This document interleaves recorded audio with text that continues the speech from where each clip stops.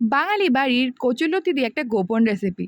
তো প্রথমে এখানে নিয়ে নিচ্ছে কালো সর্ষে, সাদা সর্ষে, কাঁচা লঙ্কা, পোস্ত বেটে একদম পেস্টের মতন করে নিল। তারপর এখানে কাঁচা লঙ্কা বেটে নিচ্ছে আর থেতো করে নিচ্ছে এখানে রসুন। তারপর কড়াইতে দিয়ে দিল তেল গরম করতে, দিয়ে দিচ্ছে এখানে কচুরলতিগুলো লবণ দিয়ে ভালোভাবে ভেজে নিয়ে তারপর এখানে কাঁচা লঙ্কা দিয়ে দিল, পেঁয়াজ রসুন দিয়ে ভালোভাবে ভেজে তুলে নিতে হবে। তারপর এবার ম্যারিনেট করার পালা। এবার ওই ভেজে রাখা মধ্যে মা দিয়ে দিচ্ছে হলুদ, লঙ্কার গুঁড়ো, তেল আর বেটে রাখা সেই মশলাটা হাত দিয়ে মাখিয়ে নিল। ব্যাস, তারপরে এবার চাটুতে দিয়ে দিল তেল গরম করতে অল্প করে, তারপর ওপরে দিয়ে দিল কলার পাতা আর তার মধ্যে মাখিয়ে রাখা কচুরলতিটা দিয়ে দিল। তারপর ওপর দিয়ে আবার আর একটা কলা পাতা দিয়ে থালা দিয়ে ঢেকে দিল। তারপর বেশ কিছুক্ষণ এভাবে ভাজতে থাকলো। তারপর উল্টে দিল। তারপর অপর দিকটা ওইভাবে ভেজে নিল। তারপর নাড়াচাড়া করলে কমপ্লিট হয়ে যাবে আমাদের আজকের রেসিপি। দারুণ খেতে হয়েছিল।